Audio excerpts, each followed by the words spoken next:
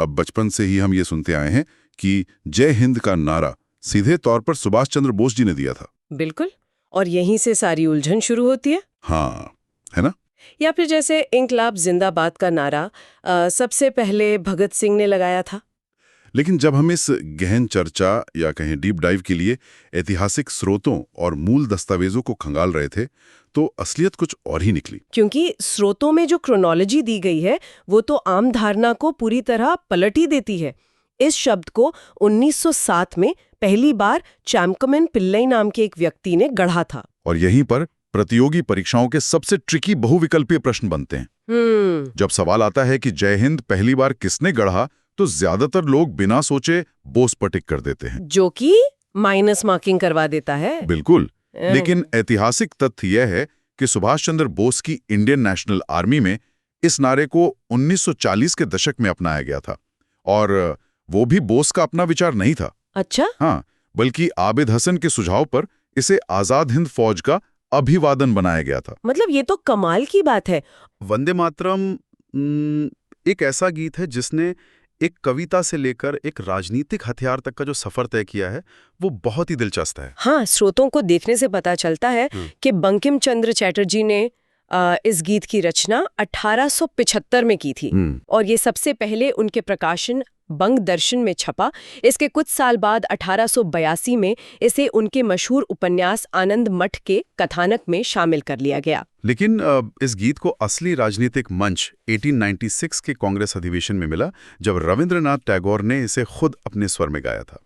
क्या बात है। हालांकि इसका जो सबसे विस्फोटक रूप था वो 7 अगस्त 1905 को सामने आया, बंगाल विभाजन के समय। हाँ बिल्कुल, बंगाल विभाजन के विरोध में जब सड़कों पर उतरकर लोगों ने इसे गाया, तो ये सिर्फ एक गीत नहीं रहा, ये ब्रिटिश हुकूमत के खिलाफ एक खुला राजनीतिक नारा बन गया। और उस दौर के जो ऐतिहासिक विवरण हैं वे बताते हैं कि ब्रिटिश सरकार इस एक गीत से इतनी खौफजदा हो गई थी कि उन्होंने स्कूलों में इसे गाने पर ही पाबंदी लगा दी थी। सोचिए एक गीत की ताकत, है ना। फिर आज़ादी के बाद 24 जनवरी 1950 को डॉक्टर राजेंद्र प्रसाद ने संविधान सभा में इसे जनगण मन के बराबर का दर्जा देकर इस सफर को मुकाम तक पहुंचाया।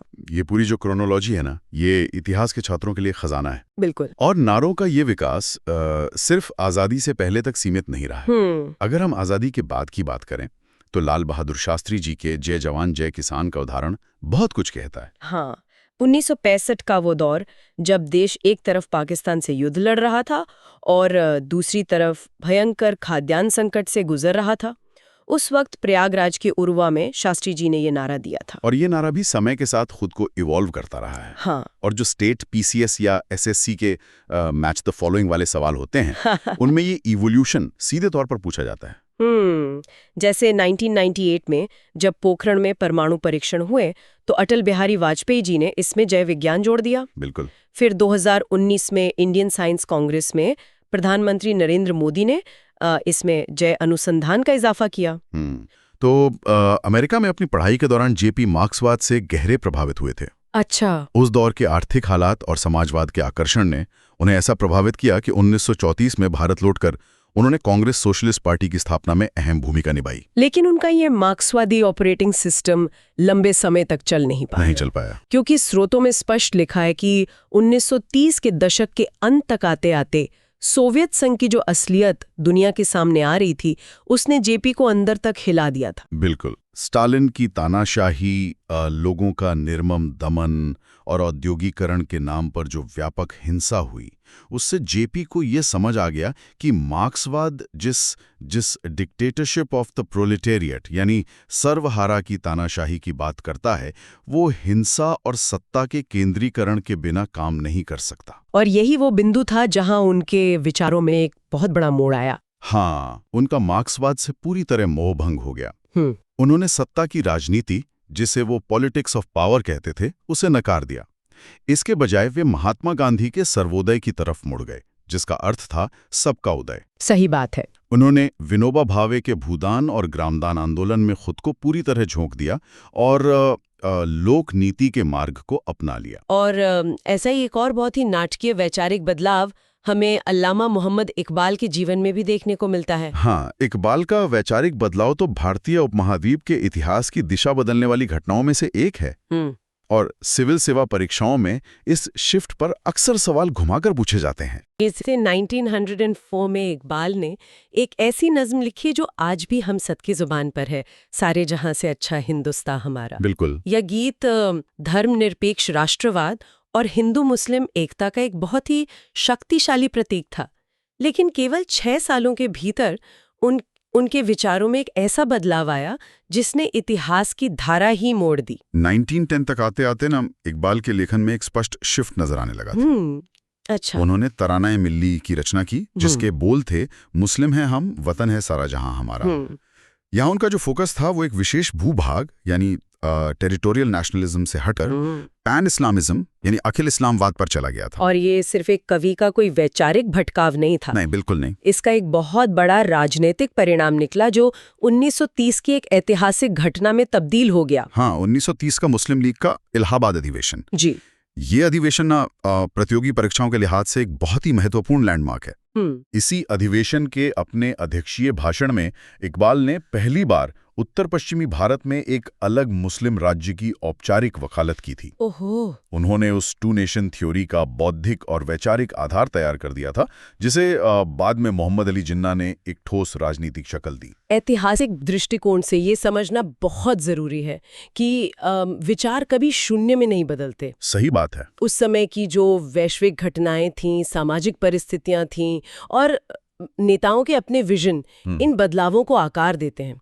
हम यहाँ ये नहीं आंक रहे कि कौन सा विचार सही था और कौन सा गलत। बिल्कुल। हम बस स्रोतों का विश्लेषण कर रहे हैं। हाँ, हम बस स्रोतों में दर्ज उस हकीकत को देख रहे हैं कि कैसे सारे जहां से अच्छा लिखने वाले एक कवि की सोच आगे चलकर एक अलग राष्ट्र के वैचारिक आधार में बदल गई। और निष्पक्ष होकर इन बदलावों के पीछे के क्यों को समझना ही इतिहास के किसी भी गंभीर अध्ययता की सबसे बड़ी ताकत होती है। आमतौर पर जो हमारी लोकप्रिय संस्कृति है उसमें सुखदेव को सिर्फ भगत सिंह के एक साथी के रूप में चित्रित कर दिया जाता है। हाँ, जैसे वो बस एक सहयोगी थे। जबकि ऐतिहासिक दस्तावेज बताते हैं कि सुखदेव दरअसल हिंदुस्तान सोशलिस्ट रिपब्लिकन एसोसिएशन यानी HSRA के मुख्य रणनीतिकार और पंजाब यूनिट के सेक्रेटरी थे। 1928 में दिल्ली के फिरोज शाह कोटला मैदान में क्रांतिकारियों की एक बहुत ही अहम गुप्त बैठक हुई थी। जो पुरानी संस्था हिंदुस्तान रिपब्लिकन एसोसिएशन थी, उसके नाम में सोशलिस्ट शब्द जोड़ने का प्रस्ताव मुख्य रूप से सुखदेव और भगत सिंह का ही था। अच्छा। ये सिर्फ एक ब्रांडिंग या नाम का बदलाव नहीं था, ये उनकी पूरी विचारधारा का एक नया मोड़ था, जहां वे ये मान चुके थे कि सिर्फ छिटपुट घटनाओं से कुछ नहीं होगा, बल्कि आर्थिक और सामाजिक ढांचे को बदलना होगा। और इसी रणनीति का असर उस केस में दिखता है जिसे दुनिया लाहौर षड्यंत्र केस के नाम से जानती है। बिल्कुल। दस्तावेजों के अनुसार इस केस का जो आधिकारिक नाम या FIR थी वो थी crown versus Sukhdev and others. इस FIR में पहला नाम सुखदेव का दर्ज था, जबकि भगत सिंह का नाम 12वें नंबर पर था। सोचिए, ये इस बात का सीधा सबूत है कि ब्रिटिश साम्राज्य सुखदेव को इस पूरे विद्रोही नेटवर्क का असली मास्टरमाइंड मानता था। जब द्वितीय विश्व युद्ध चल रहा था और भारत की आजादी का संघर्ष अपने चरम पर पहुंचने वाला था। 8 अगस्त 1942 को बॉम्बे के गोवालिया टैंक मैदान में गांधी जी ने जो भाषण दिया वो इतिहास के सबसे निर्णायक भाषणों में से एक है। हाँ, एकदम।